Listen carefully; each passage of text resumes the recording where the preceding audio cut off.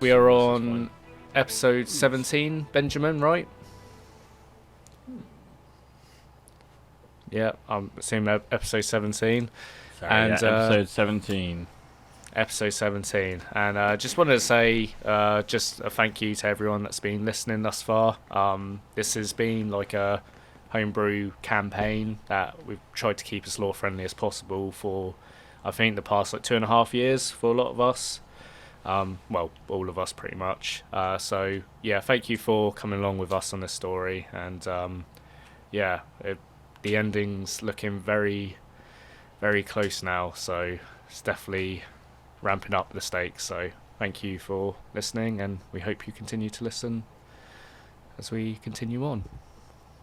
And I'm sure the three of us want to say thank you to Oliver for writing like 2.5 years worth of story while we fuck around in his world. Yes. Yes. So yeah, I'm sure we want to say thank you, but not today. Not today. Maybe at the end. Yeah, maybe at the end. Okay. I don't think it has an end. What? I don't think it has an end. No, it doesn't have an end. That's the It point just of goes D&D. on. Exactly, it goes on forever and ever. It's like life. Well, it sounds like a thankless task. Yeah, what have I done?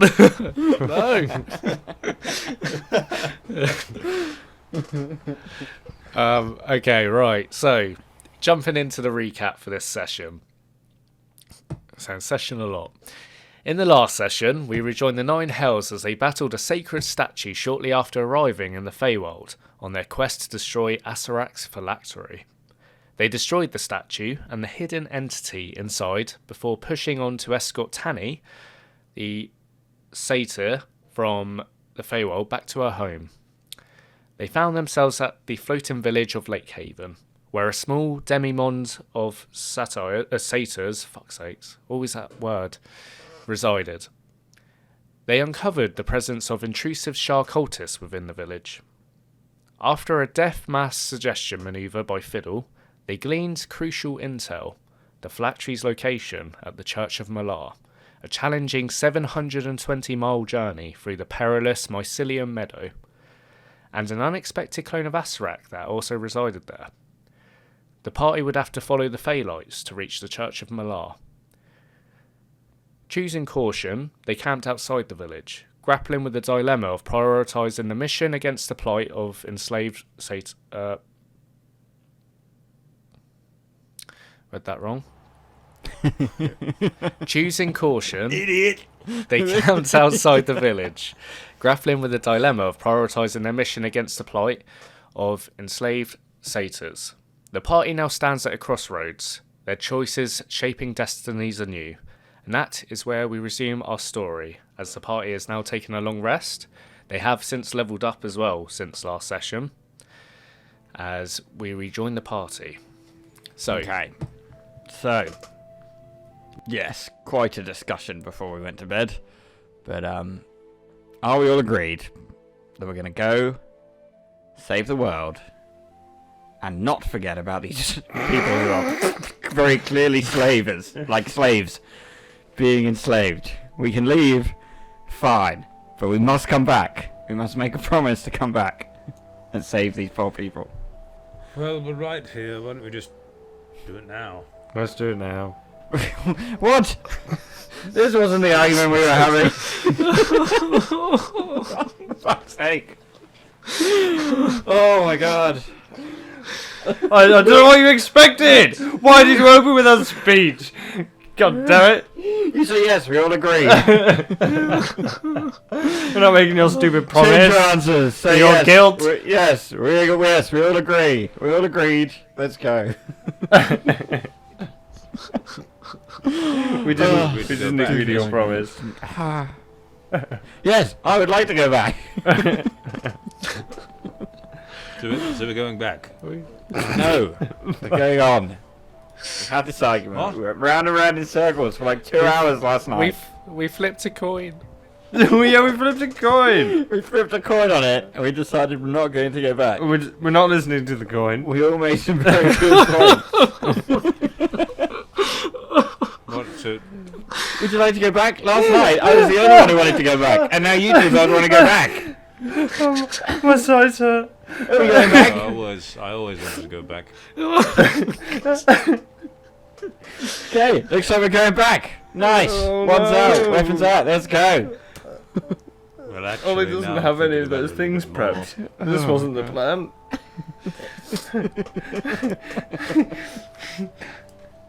No, that's fine. Let's just go. Oh god. I'm sure this situation will resolve itself. I don't think it will. We will have to intervene. We will have to stop evil and stop slavers. We can't leave people as slaves. But fine, the world is ending. We do need to get onto that. So we'll go, we'll save the world, and then we'll come back.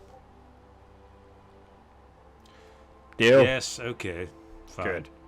Okay. I will also say that they're not really our people, though, are they? They're not. That is a good point, but not a good point. It's a point. But you gotta stop evil wherever you go, right? Well, yes, but It's supposed to be the good guys. But it's fine. We'll come back and save them. Okay, so you are heading forward towards the church, right? Yes. We're heading forwards towards the church. Okay. Heading forwards towards the church. Okay, so with the information you gleaned, you have to follow the Pheylites, which are the, if you remember rightly, the glowing orb trees, and there is like trickles of light that goes in between the trees and creates sort of a path forwards. So you have to follow that. It's also a 720-mile trek there. So 720 miles. Oh my god. yes. Oh, hey God, I'm really sorry. I've got a question. Did we have a long rest? Yes, you did. Yeah. Did we also level up? So yeah, you should be level 15. Oh. Cool, that's fine. Perfect. Okay. I thought if I did that, it might have done my healths. So, I did do some quick math. Because we were doing math earlier, see. To kind of highlight your options, I guess, in terms of travelling to the church, unless there are some other ways that you come up with. I highlighted the two, which are two most general that you lot have been using. So, to do the basic, which would be to walk there. Because obviously it's unfamiliar terrain and there's loads of different fords everywhere. If you remember, there's lots of river streams and stuff in this area. And you got to pass through the mycelium meadow as well. So you'd be travelling at a slow speed, unless there was some other way you could negate the difficult terrain, because it will be difficult terrain walking through. It will take you 2 miles per hour, which is 18 miles a day, which correlates to 40 days of travel by foot. Alternatively, if you travelled the way that you have been doing a lot of the campaign, which is by eagle, it will be 16 miles per hour, which is 128 miles a day, which would equal 6 days by flight. So there's a drastic change there. There are also other methods of travelling which you have at your disposal as well. It's not going to be 6 days though. I can only cast it. It only lasts for an hour, so I can land and recast, but I can only cast it a certain number of times. 1, 2, So- 3, 4, 5, 6, 7, 8. I can only cast it 8 times. And there's 8 hours of travel a day. That's what the Oh, nice. rule of thumb is. Nice. Okay. So yeah, I could. But that's assuming you've used up all your spell All the way slots. there. From Yeah, third to onwards. everything over 4th level. 4th, sorry, yes. Yeah, so we could do that and then just have a long rest when we get there. That's still a long time. Still have that boat? Somewhere in the bag of holding, I think we have a boat. I Hmm, can't imagine that being much quicker. yeah. Easier. The alternative is I teleport us. We have a 50-50 shot of. Well, no, we have a 25% chance of being on target. 25% chance of being off target. Like.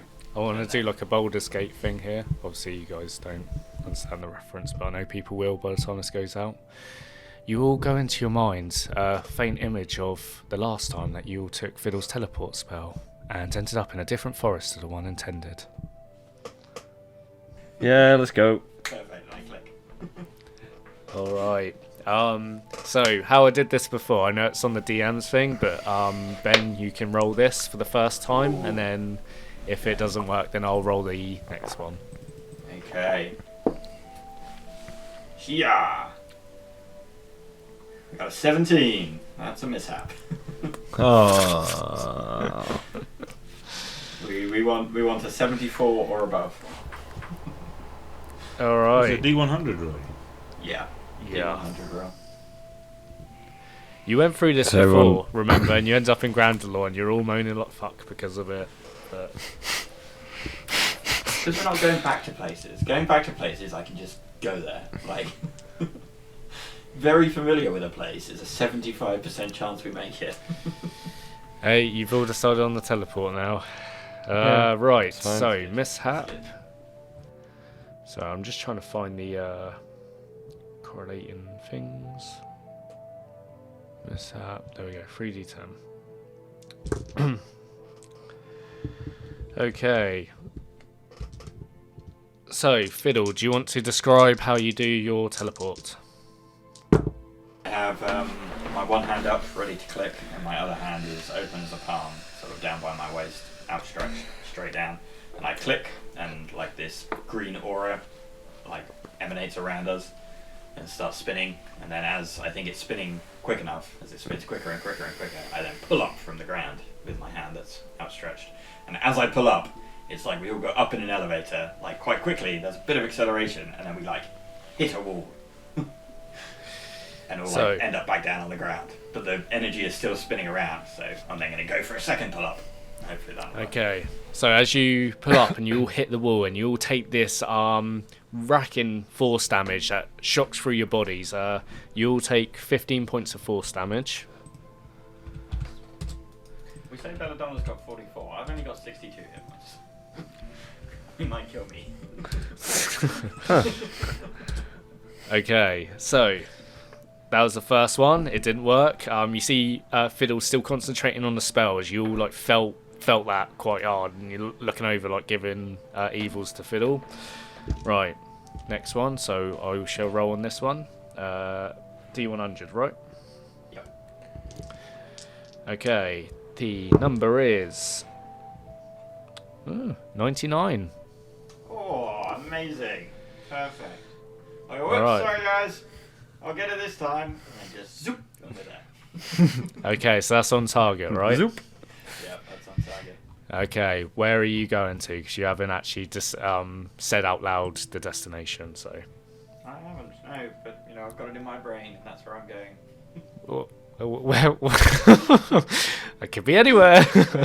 Well, you know, it's the place that we need to go to. It's been a couple of weeks since we recorded an episode, and I played What is the place? What is the place? I need a definitive. We're going to the church where the Acererak thing is. This is all part of the spell. We're going to the location of Acererak's Phylactory. Yeah, sorry, 2 minutes. I was not prepped for this. Yes, I has a lot. Sorry. No. It's all good. This is D&D. This is DM planning something, players fucking it up. I love it.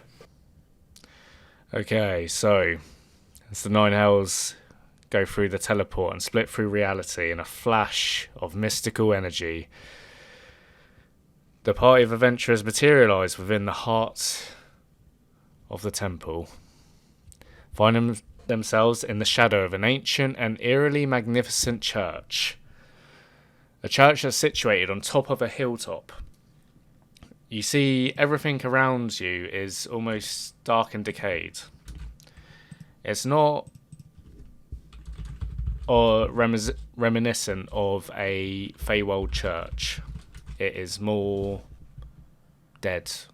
It's almost like the ground itself has been decayed and rotted.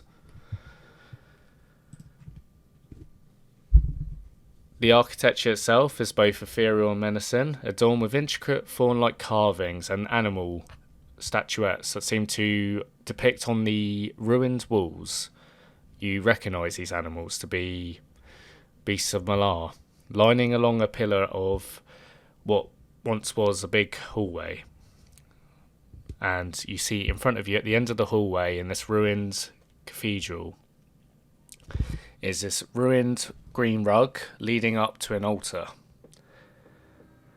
And on the altar, this dark, necrotic wind almost kind of whirls in a silent wave of death. And on the pedestal on this altar, you see this almost dull in comparison to the rest of it, just this very dull, very basic urn-looking shaped phylactery situated within it. As you all kind of teleport and you gather your surroundings and you look around and you see all of you are fine and you've all made it through, and you see the phylactery there with this weird magical energy surrounding it, you start hearing a and you all turn round on the spot and you see, situated in the corner of this ruined church on the opposite side of the grand hall, is this small little workshop that's been situated, posted up, with all these potions on these racks and all these different apothecary tools all lined up onto a bench. And sat on the bench, hunched over in this long dark robe, this undead looking creature that you recognise to be the one that attacked you at the royal ball. You see Acererak is sat on the apothecary bench, currently coughing and spluttering as he's currently taking a mound of snow off the bench and just plonking it onto his arm before he turns round and sees you all, and you see his dark, dead eyes peering at all of you. There's no facial expression because there almost is no face left on this dead carcass. But if there was an expression for shocked, it definitely would be that. As he looks around to you, he's like, "Interlopers, intruders, you dare come to my resting place." You see he starts getting up from the bench, very gingerly. Doesn't seem to be doing anything too drastic, but is sort of preparing itself. What are you all doing? I'm rolling for initiative, I assume. Remember, it's a simulacrum. Can we dispel it? I'd like to cast spell magic. Okay. As you do that, you see Acererak pulls up his fingers and casts counter spell. I'd like to cast counter spell. Okay. I'm deciding what levels to be casting these at.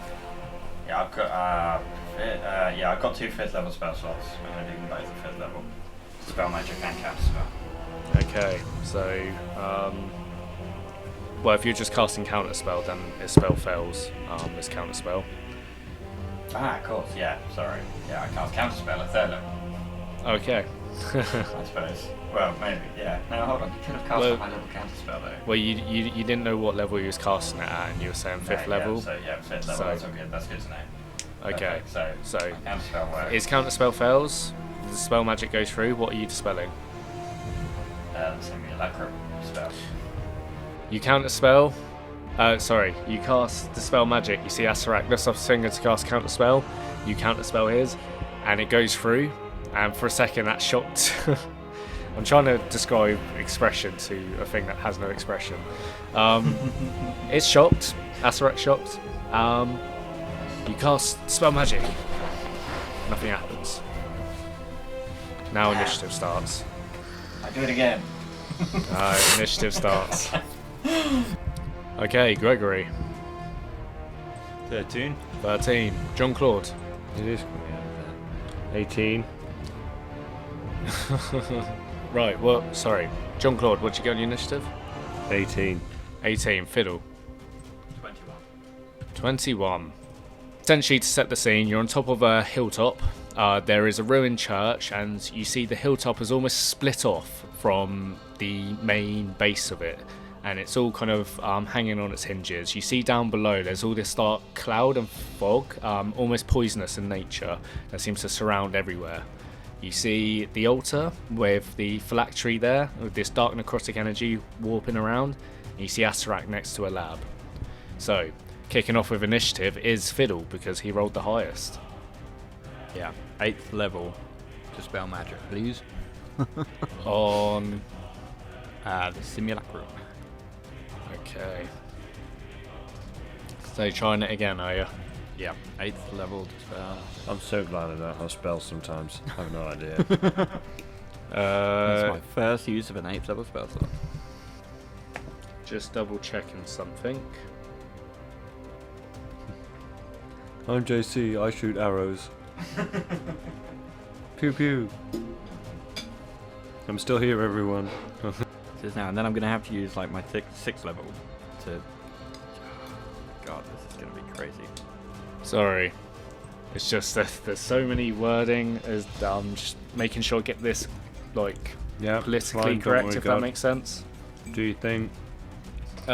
Dispel magic.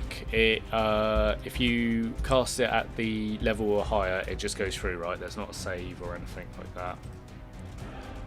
No, I don't think so. Any spell of 3rd level or lower on the target ends. For each spell of 4th level or higher on the target, make an ability check. When you cast a spell using a level of 4th level or higher, you automatically end the effect on the target if the spell's level is equal to or less than the spell slot. You choose one creature, object, or magical effect within range. Ben, Yes. you go fuck yourself. How'd you finish this? Fuck. Fucking shit. God, no. I think it's a really climactic fight between our counter spells. But you know, I launched my first one, he's going to counter spell, and I launch back with another counter spell, and they like lock in the middle of the room, as everybody else gets like blown back a little bit, and there's just like this beam of energy between the two of us, Harry Potter style, essentially. So we're just like fighting back and forth, and then eventually I throw it over him as he turns to dust and gets thrown away. So, as you launch the spell, you know, Harry Potter and Voldemort style, your wand streams are connecting, and your willpowers pushes through. You see it hits Acererak, and as a simulacrum does, dissipates, and you see before you it just turns into snow and falls to the ground in a big pile of snow. And after it's over, I'm then stood there as the dust settles, and I just like fall to my knees, and then like, you know, lie down. And I go, oh my god, is he gone? Come on, Fiddle. We're only here for Is like he gone? 5 seconds. Oh my god, Yes. that took a lot. I for That one took am a fresh lot. as I a think that might be daisy. the most powerful spell I've ever cast. That was good. I enjoyed that. Oh, Yes. As you Didn't have to pop As my you guard kind up. of crowd around Fiddle, you'll hear behind you, around the altar, this swirling necrotic energy that seems to be just swirling around the altar, very visible, very audible, and Acererak's twin. Smasserak. Smasserect. as you now stand on top of this hilltop.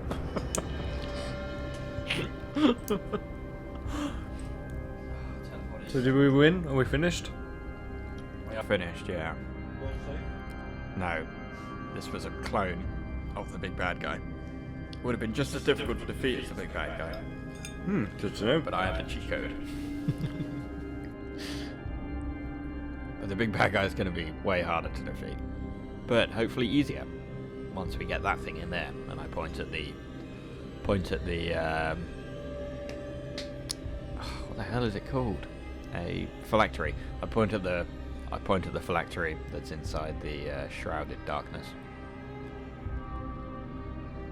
Okay, so we just got to get that thing back.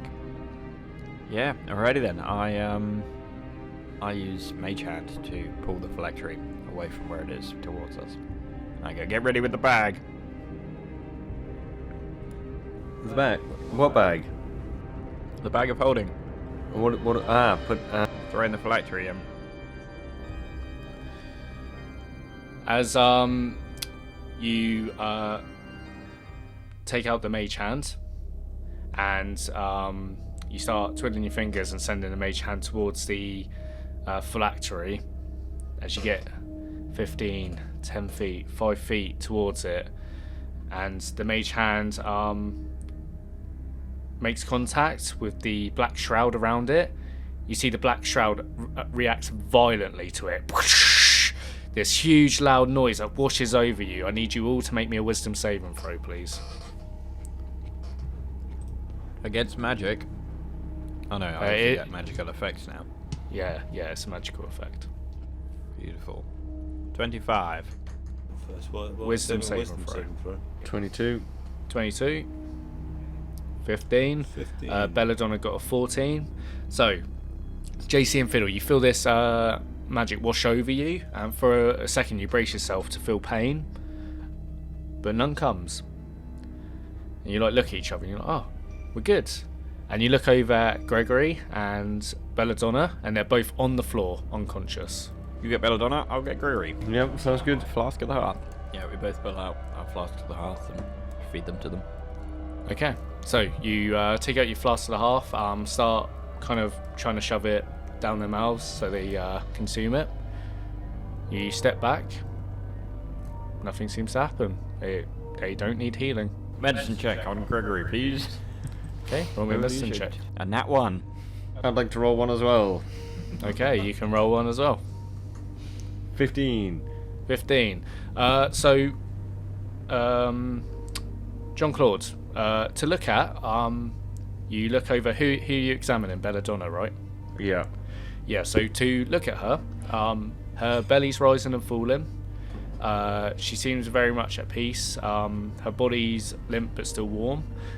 She seems to be in a state of sleeping. Fine. They're dead! No! Oh, we came so far! No! Dead! Both of them, I'm sure. Gregory, definitely. Yeah, looks like they're dead, Fiddle. I suppose we'll just have to continue without. Why? Oh well. Why? And away we go.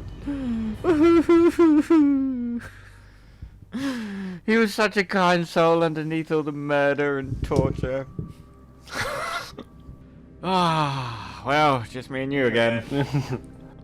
Suppose we best put him in the bag. No, wait! His belly's rising and falling. He's not dead! Yes! What do you think's wrong with him? Like a spell? I don't know, that's not my section. I'm on pastry. A spell? That does mean it's my job. Okay, so swapping over to Gregory. Yes. You look over at Fiddle as he's putting the mage hand into the phylactery's necrotic space, and you feel the shockwave wash over you, and before you can even react, everything goes stark white. And then your vision returns to you. You look around, and you're in a hamlet, a fishing hamlet. And everything's all otherworldly, almost like you're in the ethereal plane. Everything seems more ghostly than usual. You've got all your colour. You've got your skin tones, your all the colour on your clothing, what you're wearing. Everything's still there, but everything else is all saturation is taken away. It's almost very black and white. And you look over and you see in the hamlet this woman, half elven, in her 40s. She seems to be standing on the porch, and she's looking out towards a fishing boat that's just come in. And you see this kid run out from the fishing hamlet and towards the boat. Dad, you're back! And you see the kid embraces the fisherman that gets off the boat. And you see it's a human male in his 40s, long black beard, black hair. And he's, oh, my boy, how are you? Oh, you look strong. And he's like, oh, I missed you, Dad. I missed you. So, I missed you too, little Asa. How's Mama? She okay? And you see they look over, and they have this look of knowing, this familiarity, and they give each other a smile. And you see behind the woman, the door opens up, and these two blue curtains kind of fall down, almost like they've like a little puppet show falls down, and it's beckoning you to come forward, come through the blue veil, venture forth. But before you even have a chance to decide, you breathe forward once more, and you see Fiddle's face leaning over towards you, looking you directly in the eyes. As you sit there contemplating, you hear this rippling rift open up behind you, and you hear Oh no. as you see before you, bent down on one knee, and then stands up this human male, shaggy black beard and black curly hair, one hand replaced with a claw, and furs across him. Oh, for fuck's sake. Yes. Oh, These I guys draw the were sword coming in. I thought out. it might have been Elmin's to teleporting in, but... Hello, brother. This works as well. Oh, listen, Monarch, fuck off, would you? Ah,